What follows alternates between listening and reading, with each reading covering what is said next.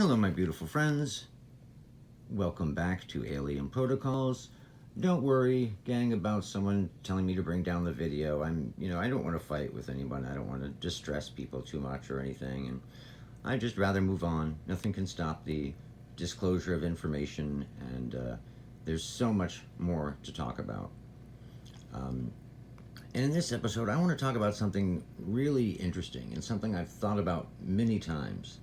And that is a very peculiar question. And it may be so far on the edge of science, it could be bordering on philosophy. But the question is, as a civilization expands and begins to colonize and get more intelligent and more technological, they're learning more and more information, more data.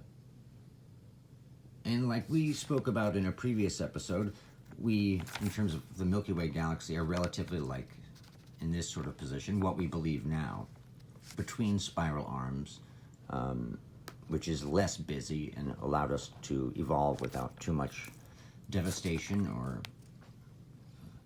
too much entropy from all the matter and interactions in the actual bands. But as a technologically advanced civilization spreads, us as humans, we spread across the planet and kept seeking new land and new knowledge and new ground and new resources.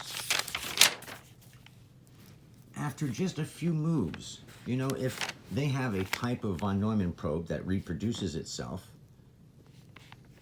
in only 6 moves, if they're only reproducing 2, which I think is very low, 2 per jump, 2 at each new location, then there would be at 64 locations, 64 solar systems. 2 to the 6th power is 64. But let's say more realistically, they sent out 4 from each location, which is certainly not unreasonable. 4 to the 6th power, 4 at just 6 moves, is 4,096 solar systems. You would think that if you land in a new solar system, you would send out more than 4, though. You might send out as many as 10, let's say. 10 to the 6th power is 1,000,000. 1,000,000 solar systems. And as an advanced technological race begins to expand and grow, gathering more data and more knowledge, is there a point where there really is diminishing returns? Is there basically an end to any dramatically new information you can learn after a certain point?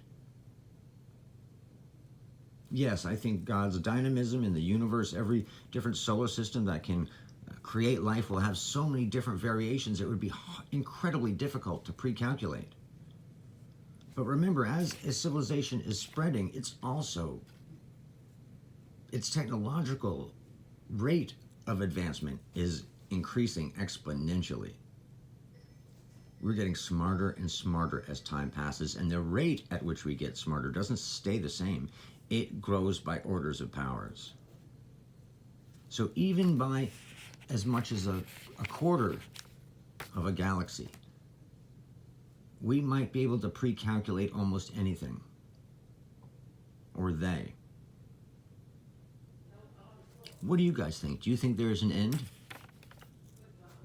to data gathering?